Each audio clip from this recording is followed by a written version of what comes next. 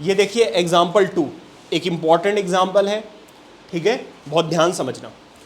Question को पहले detail में एकदम रीड करेंगे और क्या क्या गिवन है वो समझेंगे और साथ में देखेंगे कि किस तरीके से इसको सॉल्व करना है। तो ये है आपका एग्जाम्पल 2, और एक बार क्वेश्चन को रीड करो जब तक मैं लिखता हूँ गिवन टू प्रूफ वगैरह, ठीक है।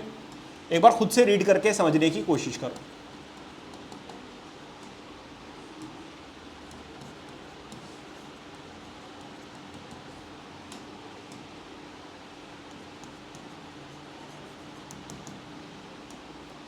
आइए समझते हैं क्वेश्चन को।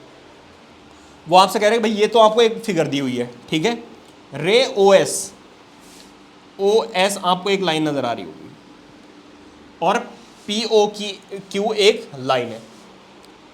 पी ओ क्यू क्या है? एक लाइन है, और बीच में क्या है? ओ एस एक रे है।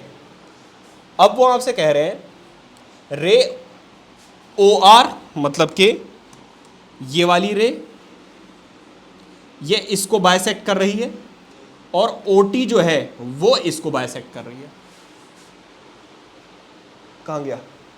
O R and O T R angle bisectors of angle P O S and Q O S या एस ओ क्यू, ठीक है।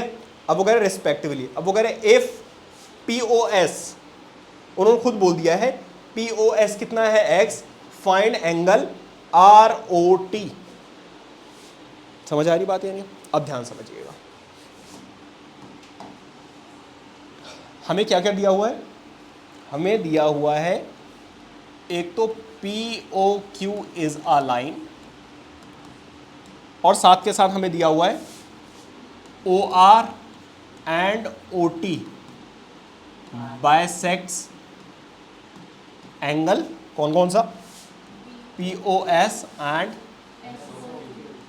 एस ओ क्यू, ठीक है। अब हमें इसकी ज़्यादा आवश्यकता नहीं है, इसको हम छोटा कर देते हैं, ज़रूरत पड़ेगी तो फिर से देख लेंगे। अब ज़रा आ जाइए, यहाँ पे हमें क्या करना है? हमें एक चीज़ गिवन है, ज़रा ध्यान दीजिएगा। पी ओ एस ये पूरा वो कह रहे हैं एक्स है, ठीक है जी, कोई बात नहीं।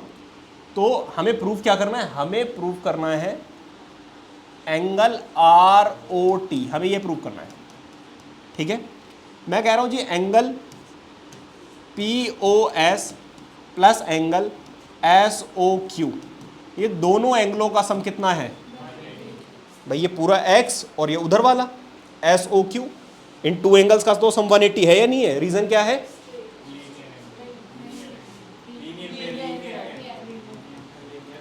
लीनियर पेयर, क्योंकि टू एंगल्स का सम है इसलिए लीनियर पेयर।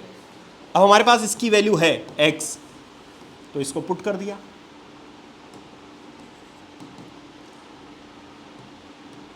अब ये x जो है उधर जाकर क्या हो जाएगा? 180 माइनस एक्स।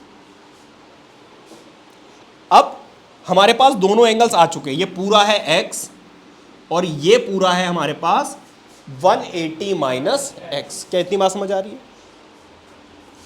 अब लिखोगे since O R and O T bisects angle P O S and angle S O Q. अगर इन दोनों को बाइसेक्ट कर रहे हैं तो मेरे ये समझ में आता है कि P O R, angle P O R जो है वो इक्वल होंगे किसके? आर ओ एस के, और ये किसके इक्वल होंगे? x बाय 2 के। भाई ये वाली लाइन क्या कर रही है? इस पूरे x को बाइसेक्ट कर रही है, नहीं कर रही है? तो ये वाला x बाय 2 और ये भी x बाय 2, मतलब एंगल x का आधा। अगर ये पूरा 100 होता तो ये 50-50 होता या नहीं होता? कैसे निकालते? 100 को 2 से डिवाइड करके। इस वक्त पूरा है x, तो हाफ कितना हो जाएगा? x by 2। इसी तरीके से ये वाला एंगल है 180 माइनस एक्स। तो ज़रा खुद देखिए, मैं कह रहा हूं एंगल क्यू ओ टी और एस ओ टी, देखो Q O T and S O T ये दोनों एंगल्स आपस में इक्वल होंगे या नहीं होंगे, क्योंकि OT क्या कर रही है, इसको बाइसेक्ट कर। तो भाई पूरा एंगल तो है 180 माइनस एक्स, तो आधा कितना होगा, इतना। समझ आ रही बात है नहीं? अगर मैं इस 2 को अलग अलग करके लिखूं तो 180 डिवाइडेड बाय 2 कितना आ जाएगा, 90, और यहां पे क्या आ जाएगा, x/2।